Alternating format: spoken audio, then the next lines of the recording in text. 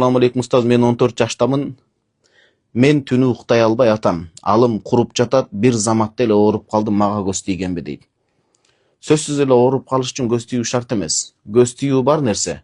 Бирок кээде адам шамалдап калганы, туура эмес жерди басып алгандыгы, кээде бир нерсени кыжаалат болуп, төпөйүл болуп, санаа чегип, кайгыга батканда бул нерселердин баардыгы уйкуну алсырата турган нерсе болот. Ошон үчүн өзүңүзгө дем салыңыз. Ясин сүрөсүнү көп угуңуз. Аятул Курсини жогорудагы суроого жооп бербедикпи? Ихлас, Фалак, Настарды окуп дем салыңыз. Андан сырткары дарыгерлерге да көрүнүңүз, балким бир витамин жетишпей аткандыр, медициналык жактан башка болуп аткандыр. Бирок мына ушул жерде дагы кимдин уйкусу качып, кыйнала турган болсо, ошол адам төмөнкү дуаны окуса жакшы болот деп келет. Мына мен окуп берейин. Кудайым буйрса бул кыргызчага которулуп атат, чыгып калса сонун болот, Кудайым буйрса. Адамдын уйкусу кеткенде кайсыл дуаны окуш керек болот? Тема кылып алып келип атат. Ма якулу ман яфсау фи манами. Түшүндө жаман түш көрүп чоочуп ойгонуп кетсе. Аула янаму лейла минал арак вал қалак. Катуу кыжалат болуп, же уйкусуздук болуп, түн уктай албай кыйналса, кайсыл дуаны айтыш керек? Сиздин сурооңузда. Сүйүктүү пайгамбарыбыз саллаллаху алейхи вассалам бизге айтып атат. Сахаба келип сурап атат да, мен түнүмдө чоочуп, түндө чоочуп, ушу уйкумдан чоочуп ойгонуп жатам, анан уйкусуздук мени каптады деп. Пайгамбарыбыз саллаллаху алейхи вассалам айткан, бул хадисти имам Абу Дауд, имам Тирмизи хасан даражасында жеткирип берип атат. Төмөнкү дуаны айтасыз.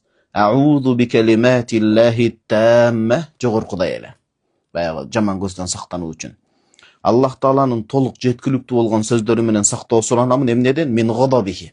Аллахтын каарына, ачуусуна, каарына калуудан. Ва айкобихи, жазасына, оор жазасына калуудан. Ва шарри ибадихи. Аллах жараткан нерселердин жамандыгынан. Мисалы жаман түшкө ошо шайтан себепкер болуп аткандыр, жинлешип аткандыр, же ооруп калгандырсыз. Айтор Аллах жараткан нерсенин жамандыгынан. Төртүнчү, ва мин хамазати шаятини, шайтандын, бул жерде түшүндүрөт, нахсихи ва гамзихи дейт. Шайтандын келип тийишүүсүнөн. Шайтан келип түндө тийишип башка болгондо да адам уйкусу качып башка болот деп атат. Ошо шайтанды мынтип тийгизип жамандыгынан сактоо суранам. Яхдурун, шайтан жана аскери болгон жиндер ушул тегеректеп, илешип мага келип калуусунан сактоо суранам деп, мына ушул дуаны айтыш керек дейт. Азрет Абдулла ибн Амр радиаллаху анху ата баласына разы болсун айтып атат. Юаллимухунна ман акла мин банихи ва ман лам яқил катабаху фааллаqa алейхи. Мындай жаш балдарын Абдулла ибн Амр деген сахаба тили күрмөөгө келип сүйлөп калган балдарына тили чыкканда биринчи үйрөткөн дуасы ушул эле дейт. Жин шайтандар илешип калбасын, кыйналып калбасын деп. Адамдын түнкү уйкусу болбосо күндүзгү күнүн берекети жок. Көңүлү да суз болот, маанайы төмөн болот чыгып. Тили күрмөөгө келип сүйлөйүн деп калган балдарынын бардыгын ушул дуаны үйрөтөт эле. Тили чыга элек жаш балдарга мындай тумар сыяктуу жасап туруп, ана фааллаqa алейхи моюн илип коёр эле дейт. Сактоочу Алла Таала эми пайгамбарыбыз саллаллаху алейхи вассаламдын сөзүнүн берекети деп. Сахаба мына ушундай кылаар эле дейт. Ушуну окугандан кийин сахаба айтып атат, түндө эч бир кыйналбай, көзүм чырметип, мындай жакшы бир уйкум канып, эртең мененки күндүзгү күнүм берекелүү болуп атат дейт.